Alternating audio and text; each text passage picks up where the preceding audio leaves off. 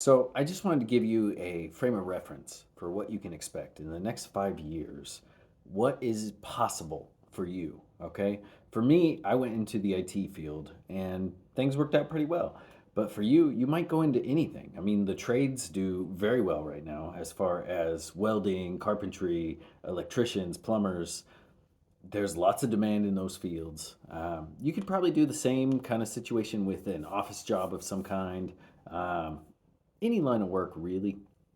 I mean, if we're going to go down to it, if you really apply yourself, you could find some way to increase your income the same way that I'm about to describe. Okay. So jump back to 2019.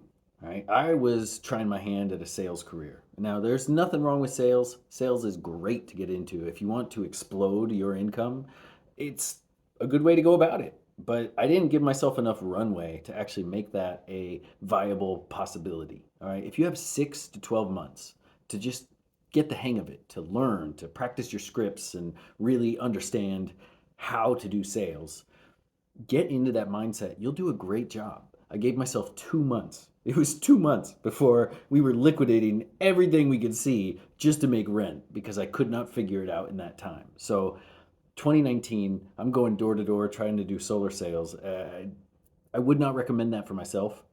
Looking back on that, yeah, not so good for me. But you might be much better at it than I was. And you know what?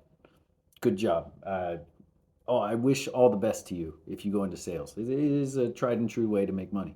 Um, so 2019 comes around and we're scrambling trying to make rent, right? So we're working all manner of jobs at the time. My wife had 3 jobs. I had 3 jobs. I was working a seasonal job at Costco. During the day, I was working as a Uber driver. And then in the afternoons or so, we would work at a carnival locally. So we're both working booths, drawing people in to throw balls at a stack of milk jugs, to knock them down or whatever it was at the time. Like, we're carnies in the evening, and then you get some sleep, and then you go into Costco. I was working stocking shelves basically. So you show up at like 2 a.m. and you stock a bunch of shelves, and you head out at like 10 a.m. kind of thing. And then I was driving Uber, and then getting some sleep. And I would not recommend that lifestyle to anyone. Working 3 jobs at a time, you pull your hair out, and you're making not a lot. You're basically making about $12 an hour, $11 an hour, and very stressful time, suffice it to say. So I'm studying at that time for my A plus certification to get into help desk. Right, I go in for the certification test and fail it. Like, that is such a terrible feeling when you drop. I don't even know what it costs nowadays. $200, $350, whatever it was. Right, I go in, I take the test and fail. I'm clearly not doing so hot, making $11 an hour, right? Uh, 2020 comes around. I'm on my lunch break at Costco, so it's 9 a.m. or so, and I'm in my car and I take an interview for a help desk position at an elementary school. It's well known. You would recognize it if I told you the name, and because it's like national or whatever. I think they're a what do you call them? Charter. They're a charter school. And I'm on the phone with that interview and going through basic help desk questions, like what is Active Directory? How would you solve this problem, et cetera, et cetera. And I just ace it. I nail that interview, right? So I get the help desk job. They called it Help Desk Plus, but it's help desk. You're basically just making sure the school runs and more duties as assigned, right? So I took that jump from working those 3 jobs at $11 an hour in 2019. I started in 2020, help desk for an elementary school, working $18 an hour. That's 36,000 a year, roughly, right? Excuse me. So then later in 2020, I actually got another job working for the university that my wife started teaching at. So she finally found a teaching job. She has her master's degree in mathematics, and she's teaching at this university, and they're hiring more IT positions. So I get a job there at that university for 45,000 a year, or $22 an hour, roughly 22.50, right? So a little bit of an upgrade, and I stay there for a few years. Everything's going hunky dory. 2022, I get a job at a startup downtown. The startup pays 63,000 a year, so that's $31.50 an hour. So now in 2 years, I went from 2019, that transition to 2020. I went from $11 an hour all the way to $31 an hour in 2022. So already life has improved. Okay. I stay there for a little while, and then in 2024, I take this job here for at another university, not the one my wife teaches at, and I'm getting paid $77,000 a year. That's $38.50 an hour. Okay, so in that time, going from $11 an hour up to $38.50 an hour, that's a 250% increase in 5 years from 2019 to 2024. I want to paint this picture for you. I want full transparency for what you can expect. It's not get rich quick. It's not like, oh, you're going to sit and grind and in 2 years you'll be a millionaire. Like, no, that's not how this works. Okay. Get rich quick schemes are just that. They're a scheme, they're a scam. It's not going to work out. I hope it does for you. I hope you're the rare case where the get rich thing, like, it works out. But where I'm at now, I've had a raise since that time, uh, but it's negligible for the purposes of this video.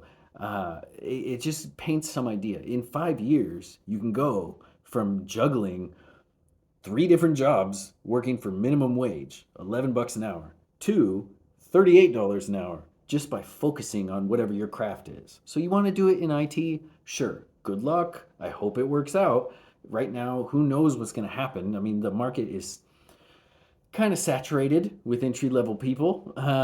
There's been a lot of layoffs. I have no idea what's going on the programming side of things. I'm sure it's just as stressful because IT has been in this weird recessionary kind of period for the last 2 years where no one can really find a job, and mid levels have been laid off, and seniors to whatever degree have been laid off. So everyone's fighting for these entry and mid level positions. And like, if you were to go into IT, I could see you doing it. I have no idea what the impact of AI will be going forward. Like, will help desk be automated so you'll have like one out of every five help desk people actually have a job because AI is able to solve problems locally for users, and then if it's too complicated, then like a help desk person steps in and can work on it. I have no idea. If I were to start over right now, I'd go plumbing. I mean, I don't want to deal with electricity because knowing me, I'm just ADD enough, not diagnosed or anything, but I'm just ADD enough. I'm going to shock the crap out of myself. And while my physics background might fit more with electricity, everyone needs running water. Everyone needs their toilets fixed. Like, I'd probably go plumbing if I were to choose again. But I went computers because I've always liked computers. I like playing games. I've always been good with them. I just kind of gravitated towards computers, and so IT has worked out for me, and that's what I'm going to go forward doing as my career progresses. Um, but I want to put this out there in full transparency of all the different jumps in pay. It's not a get rich quick scheme. There's no like next year I'll be rolling in the money. No, but in 5 years you can make that same kind of increase. In 5 years, you could be in a much better place if you just focus on what you're doing. Um, yeah, hopefully that's helpful for you. Hopefully that gives you some kind of idea of what you can expect. If I wasn't working in public sector, which I've had a few jobs in the public sector, and right now I'm in education, so that's kind of similar. It's like pseudo public, right? Being a university right now, university employee. If I was in the private sector, maybe pay would be higher. If I was focusing more on the programming side of things, maybe that would be higher. Sure, sure. Um, but I'm pretty comfortable where I'm at. This sprint of job after job after job has helped me to support my family. I've put my own pressure on myself. I mean, I'm about to give birth. I'm not going to give birth, but we're going to give birth my wife will, to our third kid. So I mean, I'm definitely adding pressure on in that regard, and inflation has been crazy, as everyone knows, but it's sustainable, and I know that going forward, there are options for me, whether at this particular job or moving laterally in this organization to increase my pay or stay here for a few years and gain the experience and then move to a different place. I know it'll work out for me.